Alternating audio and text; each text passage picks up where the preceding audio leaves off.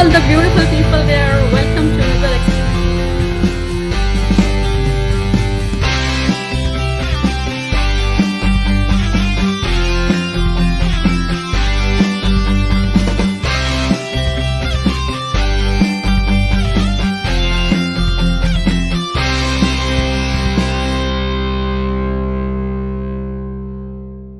I'm going to have a great conversation today with four amazing women who belong to different ethnicities and are excelling in their respective fields.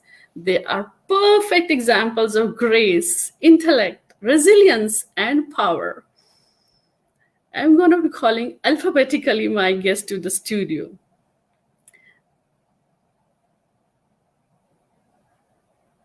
Belynda Wilson Thomas is a Canadian and happily married to Errol. She's got two beautiful grown up kids. She started her blog, belindabooks.com, and in August 2020, her debut novel, Secrets and Silence, was published. Can I have Belynda in my studio, please? Good morning, Belynda. Good morning, Ekta. Thank you for that wonderful, warm introduction. So nice to see you. Let me pull up my next guest. My guest from La Réunion Island, France, is a real example of beauty and brains. This former judge has not only achieved success in the field of law, but has also managed to build a career and excel as a scientist. She has obtained 3 master's degrees in law, research, and completed a PhD in resource human management and labor law. She is a superwoman. She continues to inspire me even today. Please welcome Dr. Margaret Robert. Good morning, Dr. Margaret. Good morning, Ekta, and good morning, Belynda. Nice to be with you today. Yeah. Let me invite my third guest. She has dedicated her life to caring for children while serving as a childcare worker in the community for over 2 decades. Fameeda, a single mom to 2 beautiful girls, and she works 2 jobs to make ends meet. She helps lead and offer her experience of divorce to others through a weekly divorce support group. Despite her hardships, her positive approach to life has made her a stronger person. Can I have Belynda in my studio, please? Good morning, Belynda. How are you doing this morning? Good morning, Ekta. I am so delighted to have you all in my show. And my last guest is one of the top fashion designers of Asia and UK. And after completing her post-graduation, she launched her own label.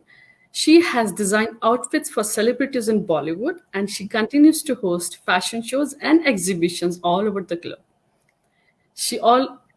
She's a wonderful, amazing person. Can I have Mansi Malhotra in my studio? Good morning, Mansi. So delighted to see you. Hi. So lovely to see you, and I'm so glad to be amongst these beautiful and amazing women in the studio with you. Thank you for having me. It's a beautiful day. I have all beautiful people around me in my studio. Belynda, you living in a progressive and a developed country. What do you think about this International Women's Day? What does this mean to you? I am so grateful for all the opportunities and challenges that we have. But we still have all of the responsibilities that we have ever had. And I look at our choices like balls that we juggle. So we have rubber balls and we have glass balls. And the rubber balls are education, our career choices, our aspirations and goals. And our glass ball is our relationships, our families.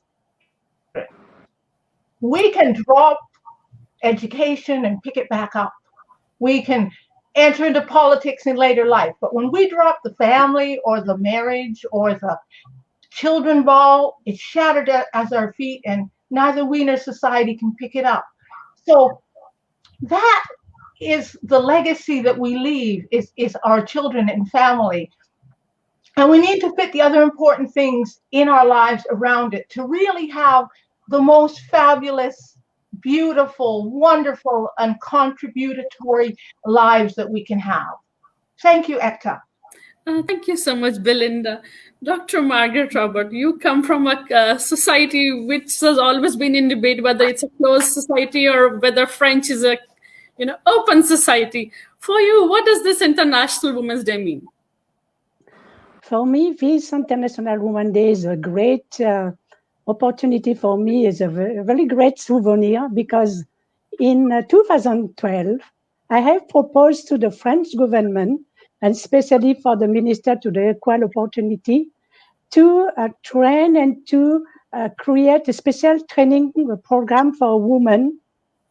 And my proposal has returned, and the French government has decided to keep and to develop my program training for women, to develop and to get a very great and prestigious position in the French political.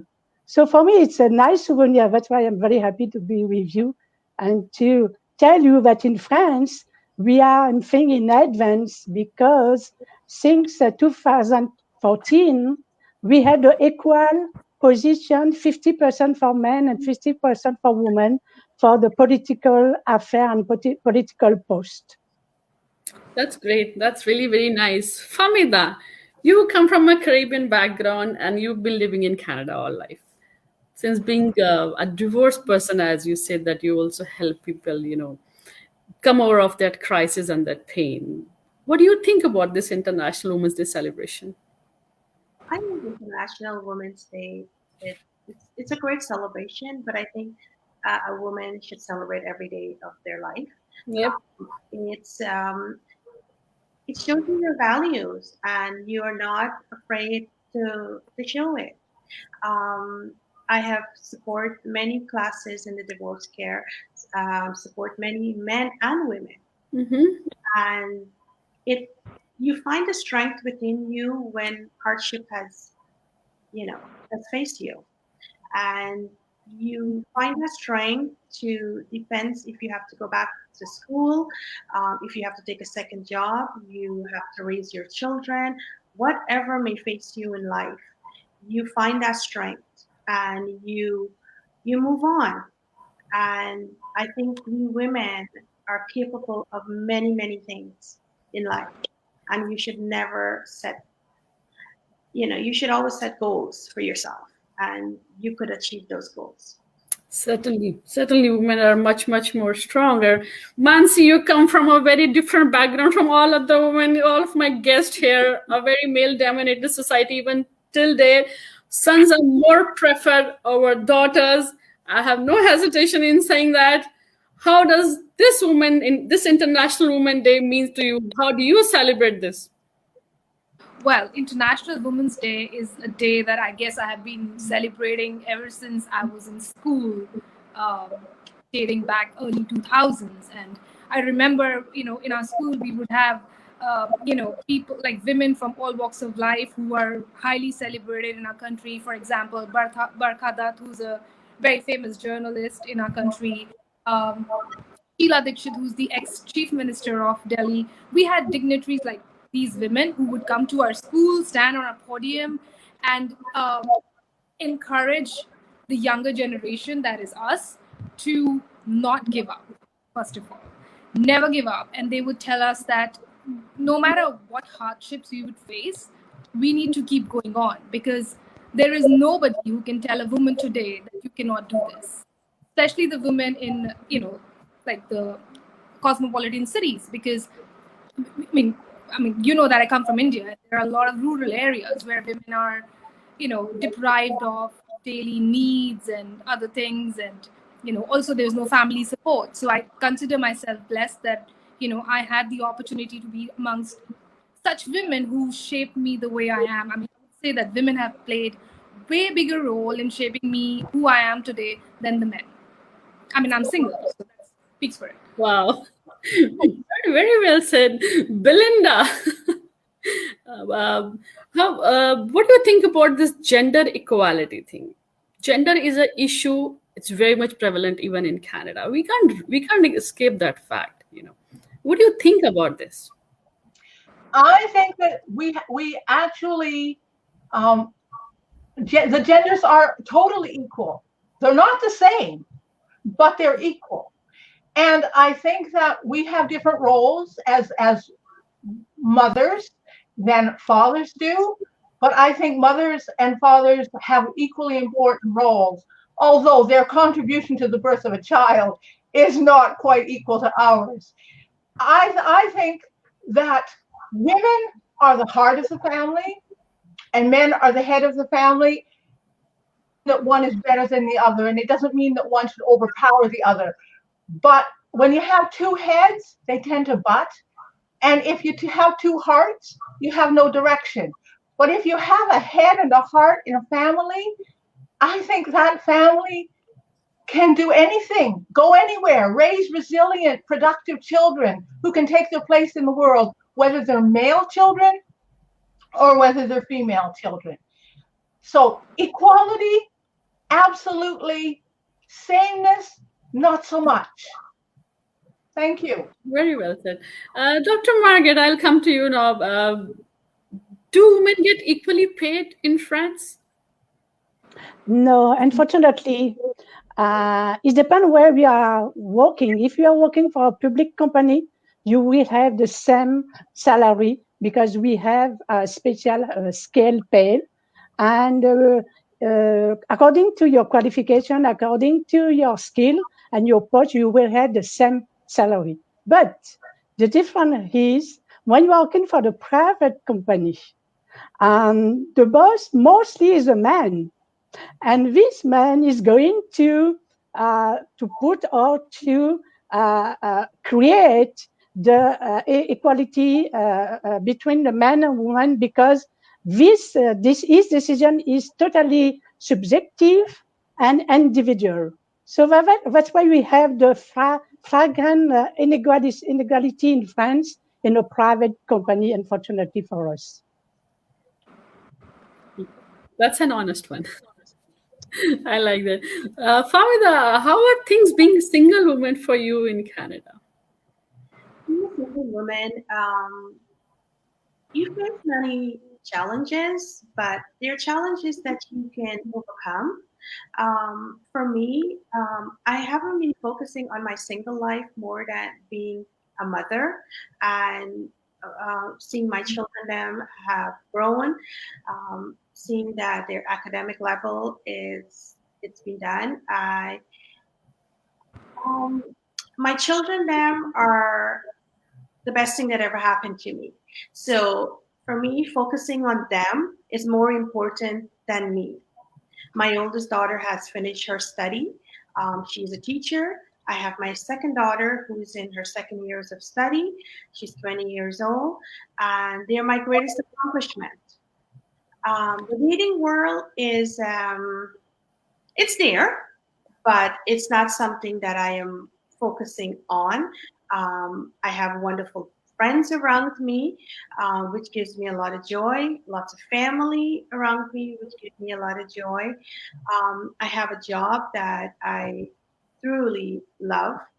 Making a difference in children's life is a great accomplishment to me. So being single for me, I'm at a good place. I'm okay. I'm happy. See, that's the most important. The most important thing is you're happy. You are very happy. You got nice children. They are your life. You're doing good in job, and you're helping people in other spheres. Let's talk to Mansi, who's unmarried, doesn't have kids. She's very young, and she's doing well in her career. Mansi, what is your take? Why are you single? Is it a choice, or you can find anybody matching you? Well, it's a tricky one, I would say, because my family's being an Indian, from an Indian family, my family probably started scouting for the match for me. I don't know, maybe like 9 years ago or something. And well, they were faintly trying and like playing with the idea and getting me to get used to it. I was like very young, and I think I was just out of college from my post-graduation. I just returned from UK to India. My first reaction was that I couldn't get along with the men here. Like I just felt that my mindset was very different. My mindset was very independent, very liberal. I knew for sure I didn't want to be just a mere housewife and just be at home, or be a home in mother or a homemaker. I feel like throughout my life I have taken care of many things at the same time. So I would say that I'm a multitasker. So I knew for sure that I can have a marriage, I can have a man in my life, and I can raise children given that I'm in that situation. I was always prepared for it. But it was very hard to adjust in the environment here in the beginning. I wasn't able to find people I could get along with. So yeah, that process went on and off, on and off. I probably must have met a few people through my family and through my friends. But yes, fate or whatever reason it didn't work out, I wasn't completely against the idea. But of late, in the last few years, I feel like I'm happy being single. I'm happy being on my own. I like the fact that I can take care of myself financially. I'm not dependent on anyone. I can take a lot of decisions being single that I may not be able to take whilst I've been married. But that doesn't mean that I'm opposed to the idea. But I definitely now know that I was still playing with the idea of meeting people and maybe okay with the arranged setup, which I will not be now. So that has changed, I would say. I mean, single by choice. Yes. I like your honest reply, Mansi. Let's have a look at the video my team played for you, ladies.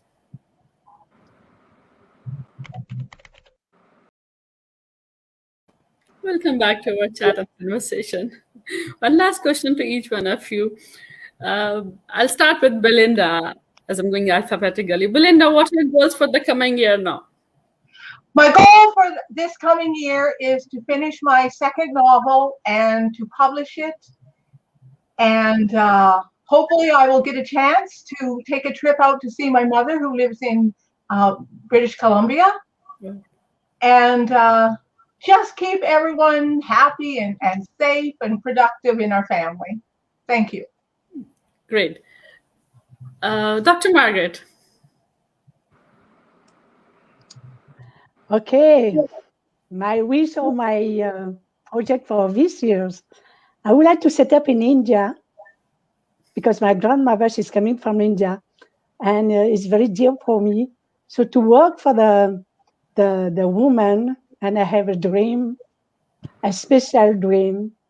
I would like to contribute to eradicate the dowry system in India. I know it's impossible, but I believe in the miracle, and for me to be a great miracle. That's so sweet of you. I think together we all can make a difference. Fameeda. Thank you. This year, I decided to spend more time on myself, as I've been trying to take care of everyone else and just a little bit forgetting about myself. So I would like to spend more time on myself, doing the things that I've always wanted to do. I think we women, and especially we mother, tend to forget about ourselves. Yes. And we need to stop and think that our children are well. Our loved ones are there. If they need you, you're there for them. But at the end of the day, if you're not well mentally and physically, you're not capable of helping anyone around you. Very beautifully said, Fameeda. I completely agree with you. If you are not well, how will you take care of your family and your loved ones? Mansi, what are your goals? You're way younger than all of us. Like Fameeda said, focusing on the mental health and physical health of oneself in order to take care of your elders or your family members. I decided to definitely start working out this year, because during lockdown we were just at home, not able to move much. Definitely ate a lot of junk and everything at home. So this year my focus is to spend some time in nature because we were not able to do the year, and also like take care of my physical health.